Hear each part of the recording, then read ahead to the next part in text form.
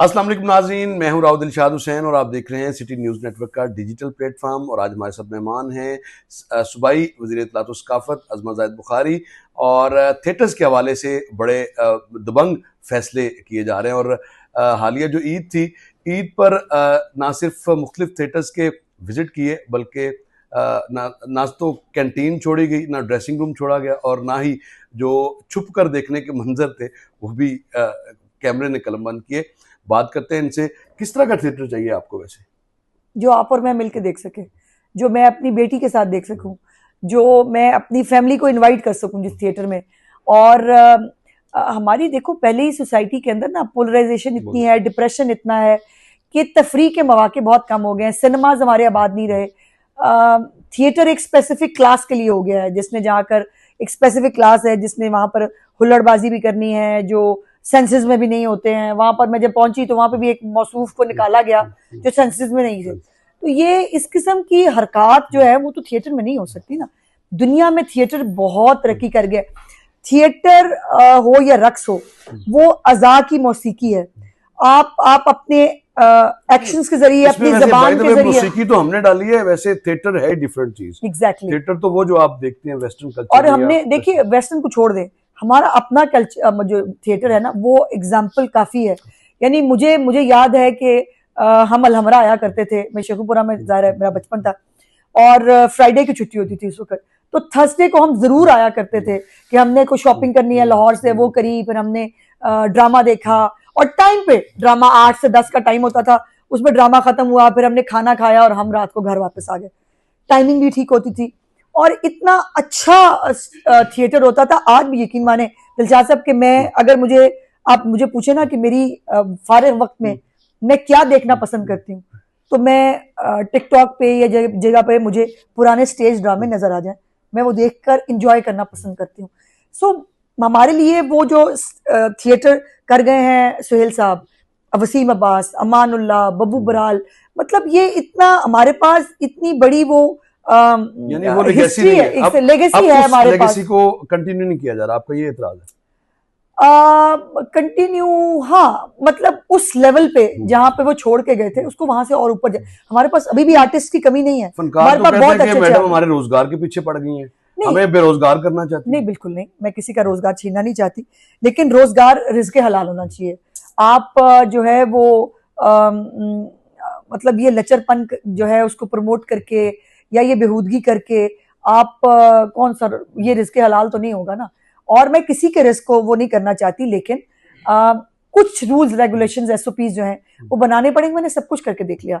मैंने थिएटर मालिकान को बुलाया, उनके साथ उनसे अंडरटेकिंग्स ली, मैंने नए एसओपीज बनाए, मैंने मॉनिटरिंग शुरू करा दी है। हमारे पास हर थिएटर की जो है वो स्ट्रीम आ रही होती है पंजाब आर्ट्स काउंसिल के अंदर।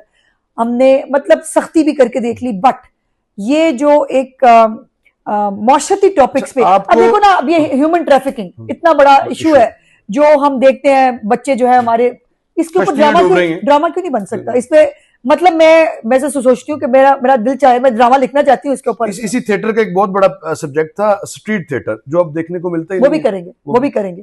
वो नेक्स्ट इश्यूज को नेक्स्ट क्वार्टर के अंदर, क्योंकि आपको पता है हमारे मुल्क में मौसम ज्यादा गर्म होता है अब, और गर्मी का मौसम आ भी गया है।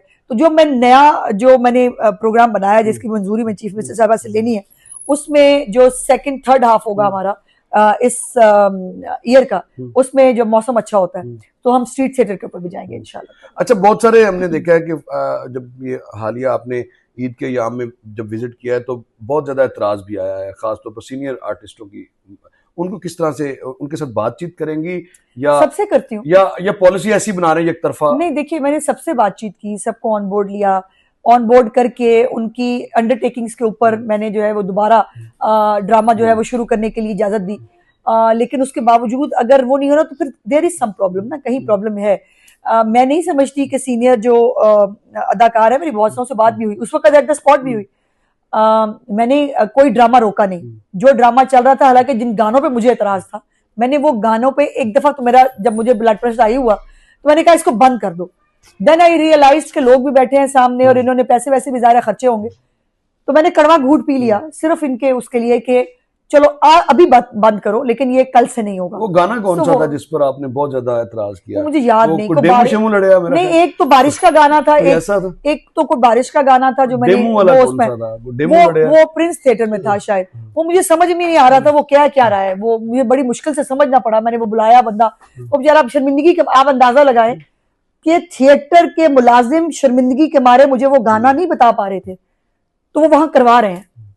ये तो मतलब ये मुनाफिकत है ना। अच्छा, आपने लाहौर के थिएटर्स का अगर ये हाल है तो हम देखते हैं टिकटॉक पर भी गुजरावाला या फैसलाबाद का थिएटर है या साहिवाल का है, इवन देन जो मदाफाती इलाके वहां का जो थिएटर है वो तो इस बहुत ज्यादा जुगतों में हमने भक्कर में इन ईद के दिनों में 3 थिएटर जो है वो सील किए और वो नहीं खुले उनको। अच्छा, एक ये भी होता था, आप नोटिस देते थे, वो जूती की नोक पे रखते थे नोटिस, थिएटर मालकान भी और अदाकाराएं भी, एक तो जवाब भी मिला होता था, बिल्कुल सब मिले होते थे, मिले बगैर तो हो नहीं सकता।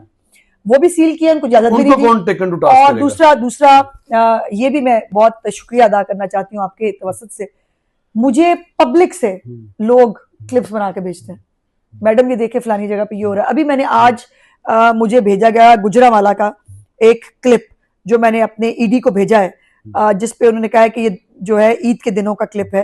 अच्छा, वैसे ये भी है, एक मुझे भेजा गया फैसलाबाद का कोई क्लिप था, तो वो मुझे भेजा गया, तो मैंने चेक कराया तो वो 2017 का था। तो ये भी लेकिन लोग मुझे रिस्पॉन्ड कर रहे हैं। इन्फॉर्मेशन आपका ठीक हो गया आपके जाने से। अच्छा, एक्ट में ऐसा क्या होगा कि अब हमारा थिएटर जो है वो फैमिली थिएटर बने, और जो हमने वो शर्तिया मिठे आज भी ड्रामे याद हैं, और फिर जन्म जन्म की मैली चादर, मतलब हफ्तों के रिकॉर्ड उसने ब्रेक किए, फिर उसमें इसका मतलब पता क्या है, पैक होता था हॉल। इसका मतलब ये है कि लोग अच्छा थिएटर देखना चाहते हैं, एपिटाइट है लोगों के अंदर अच्छा थिएटर।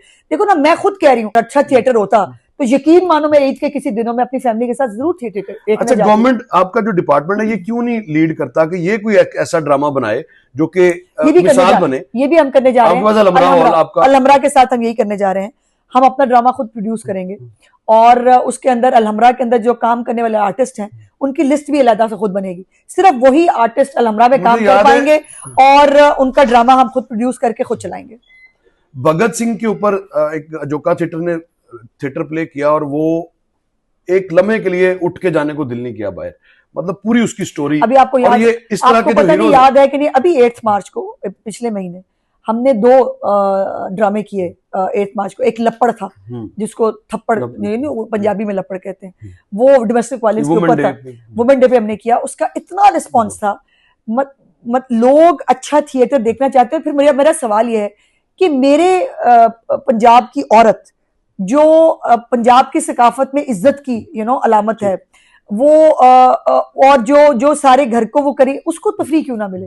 ये स्पेसिफिक एक क्लास और चंद मर्दों के लिए थिएटर क्यों बना दिया हमने? अच्छा, आप समझती हैं कि इनके लिए भी कोई एक एकेडमी होनी चाहिए जिनमें इनको भी कम से कम, देखो मैं वैसे समझती हूँ हमारी ड्रामेटिक सोसाइटी है, जीसीयू की, लम्स की, मुख्तलिफ इदारों की, सारी खबरें मुझसे आज ले लेंगे, और आपने सारी खबरें मुझसे आज ले लेनी है। हमने नए तरबियत की जरूरत है, नए एडीपी के अंदर हमने परफॉर्मिंग आर्ट्स जो एकेडमी है वो हमने डाल दी है। अगले जो हमारा इस साल का बजट आएगा उसके अंदर वो एकेडमी शामिल है, और कराची में भी एक ऐसी एकेडमी है जो बहुत अच्छा काम करी है। लेकिन हैविंग सेड दिस, मुझे ये कहने में बहुत खुशी है कि अल्लाह पाक ने हमारे पास बहुत सारा टैलेंट खुदाई तौर पर दिया हुआ है। हमारे ये जितने भी ये बड़े बड़े नाम हैं, ये कहीं से सीख के तो नहीं आए हुए, इनको अल्लाह पाक ने वो हुनर, वो फन दिया है, जिसको जो है उन्होंने यूज करके अपने लिए भी नाम बनाया, मुल्क के लिए भी नाम बनाया, आज भी कर रहे हैं। और आज भी आप ये देखिए कि पंजाबी कोई ड्रामा या फिल्म हो जो अब बाहर बन रही है, ऐसा कोई ड्रामा फिल्म नहीं है जहाँ पे पाकिस्तानी एक्टर नहीं होगा, बिकॉज वो उनकी डिमांड है, वो उनकी जरूरत है। हमारे बहुत सारे जो स्टेज के लोग हैं उन्होंने जाकर इंडिया में बहुत सारा काम किया है, बहुत सारे उनके स्टेज किए हैं। अगर वहां पर जाकर वो अच्छा स्टेज कर सकते हैं तो व्हाई नॉट इन पाकिस्तान। अच्छा, नए एसओपीज और नया एक्ट है क्या, जरा ये इस पर रोशनी डाल। इसके ऊपर उससे क्या बेहतरी आएगी? बहुत बेहतरी आएगी। एक तो ये है कि हम जो सख्ती करेंगे थोड़ी सी, और ये देखो कानून बनते ही डेटरेंस के लिए हैं, और डेटरेंस का एक एलिमेंट ताकि लोग मजाक न ले। जैसे मैंने कहा, नोटिस को भी कोई समझते नहीं, आप उनको बैन करेंगे, अगले दिन वो जो है वो और ज्यादा तवानाई के साथ वापस आते थे धज्जियां उखेड़ने के लिए आपकी एसओपीज की। सो लाइफ टाइम बैन भी जो है उसके अंदर होगा। 2 वार्निंग के बाद, 2 वार्निंग के बाद उसके बाद थिएटर्स जो है उनको सील करने का इख्तियार जो है वो भी वो होगा। और हमने जो ये पहले इख्तियार होम डिपार्टमेंट को सबको दिया गया था, ये सब वापस कल्चर के पास आएगा। अच्छा, मुझे याद है कि जब कोविड आया तो एसओपीज हर जगह पर अवेजा कर दिए जाते थे। क्या गवर्नमेंट का ये प्लान तो नहीं है कि हर थिएटर के बाद एसओपीज भी? मैं खुद चलता फिरता एसओपी हूँ, मैं इम्प्लीमेंट जो है अगर नहीं करा सकूंगी तो फिर मेरी तो रहने का कोई जवाब नहीं है।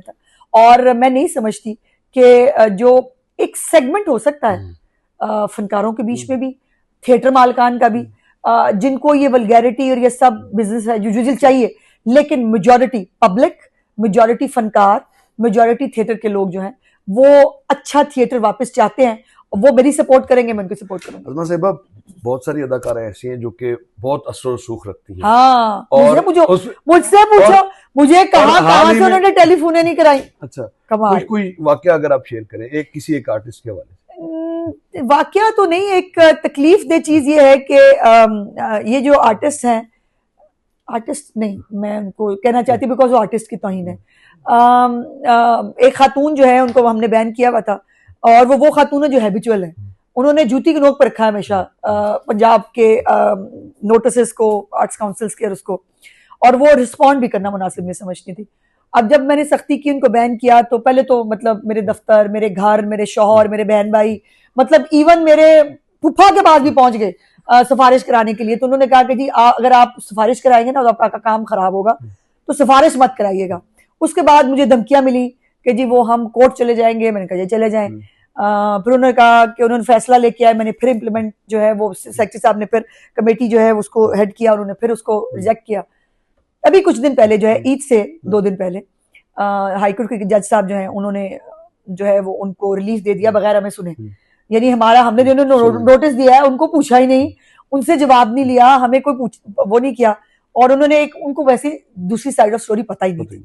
तो उन्होंने एक हमदर्दी की बुनियाद पर उन्होंने कहा कि इनको इजाजत दे दी जाए 2:30 बजे तक। सेक्रेटरी साहब जो है रोजगार उनका मुतासर। तो सेक्रेटरी साहब को जो है, सेक्रेटरी साहब ने एक स्पीकिंग ऑर्डर लिखा, उन्होंने मेरे से डिस्कस किया, और हमने उनको कहा, हमने डिटेल लिखी उसके अंदर कि हैबिचुअल है खातून, ये नोटिस का जवाब भी नहीं देती। और दूसरी बात है कि आपने हमें नहीं पूछा, हमें गुजारिश करने का मौका दें, जैसे जज साहब कहेंगे हम जाहिर है बाउंड है, हमने उनका हुक्म मानना है। और साथ में मैंने कहा कि जी 2 वीडियोस जो हैं वो आपको भेजने हैं, ये रोजे में देखनी है, ये रोजे के बाद देखनी है, ये आप देख लें, और उसके बाद हमें जो जैसा हुक्म फरमाएंगे हम करने के लिए तैयार हैं। और उसका वाकई उसका भेजा, और वो हमारे एडवोकेट जनरल साहब के ऑफिस से, जो हमारे असिस्टेंट एडवोकेट जनरल, उनसे मेरी बात हुई डिटेल से, मैं उनको समझाया, बताया।